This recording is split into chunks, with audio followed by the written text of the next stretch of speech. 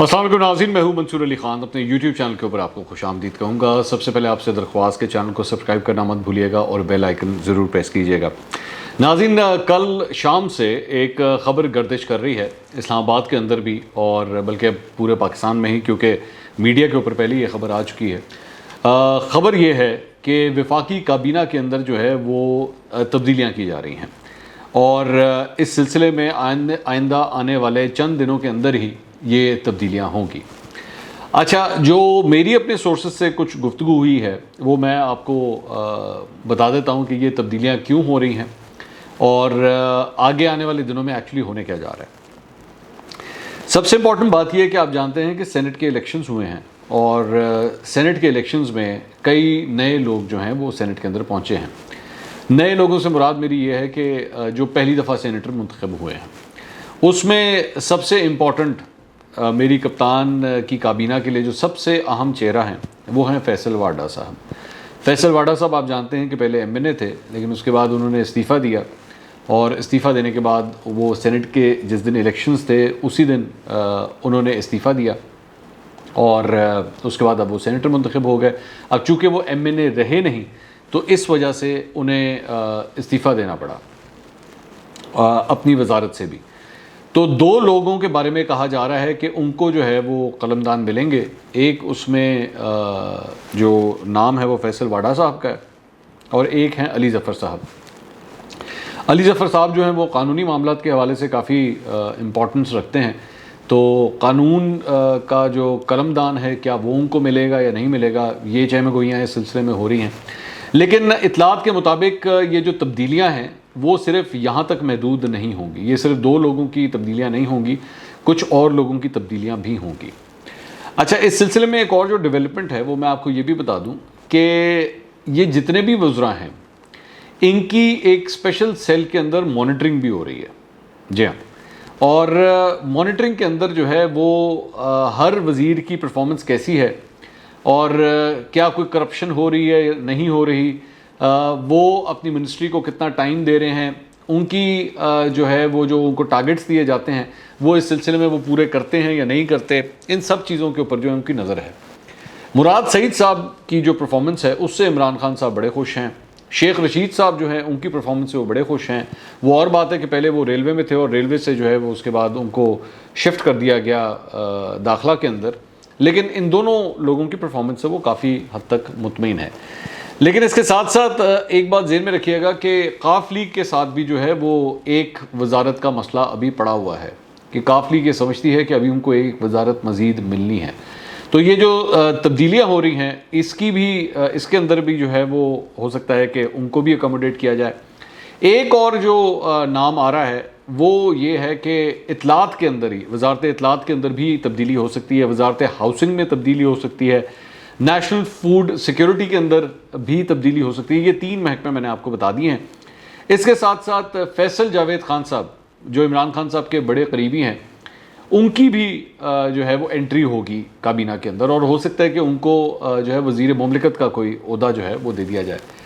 اس کے ساتھ ساتھ جو ہمارے پاس اطلاعات ہیں وہ معاملات صرف اور صرف وفاق تک نہیں محدود ہوں گے، بلکہ جو پنجاب کے معاملات ہیں یہاں پہ بھی جو ہیں وہ کچھ تبدیلیاں ہوں گی۔ لیکن یہاں پہ جو میجر تبدیلیاں آنے جا رہی ہیں وہ سنا ہے کہ بیوروکریسی کی طرف آ رہی ہیں۔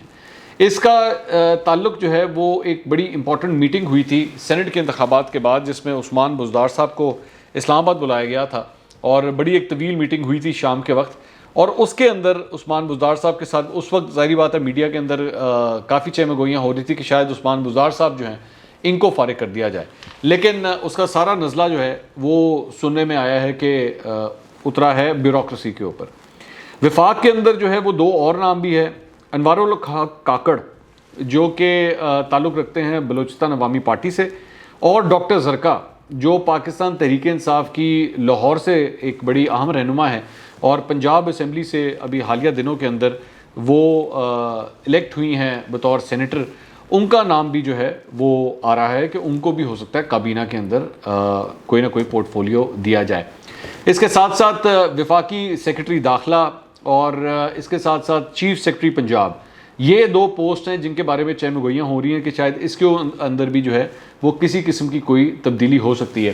اچھا اگر ماضی کے اندر اٹھا کر دیکھا جائے تو ماضی کے اندر اب تک کئی دفعہ وفاقی کابینہ میں تبدیلیاں ہو چکی ہیں. اگر میں اس کا تھوڑا سا آپ کو بتاؤں کہ اسد عمر صاحب آپ کو یاد ہوگا پہلے وزیر خزانہ تھے, ان کو ہٹایا گیا. عبدالحفیظ شیخ کو پھر لایا گیا.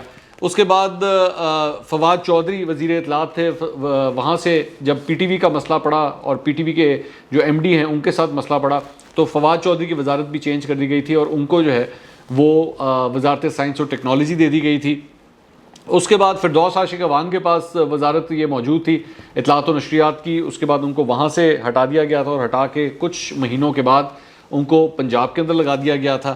اس کے ساتھ ساتھ بریگیڈیئر اعجاز شاہ جو ہیں ان کو وزارت داخلہ دی گئی, اس کے بعد ان کو وہاں سے ہٹا دیا گیا. وفاقی وزیر پیٹرولیم غلام سرور خان کو ہوا بازی کا وزیر بنا دیا گیا تھا. اس کے بعد یہ سب کچھ جو ہے یہ 2019 کے اندر ہوا تھا. شہریار آفریدی کو وزیر سیفران بنا دیا گیا تھا. اعظم سواتی کو وفاقی وزیر برائے پارلیمانی امور بنا دیا گیا تھا. ڈاکٹر ظفر مرزا کو معاون خصوصی برائے صحت بنایا گیا. ندیم بابر کو معاون خصوصی برائے پیٹرولیم ڈویژن بنایا گیا. یہ سب کچھ 2019 میں آلریڈی ایک دفعہ ہو چکا ہے.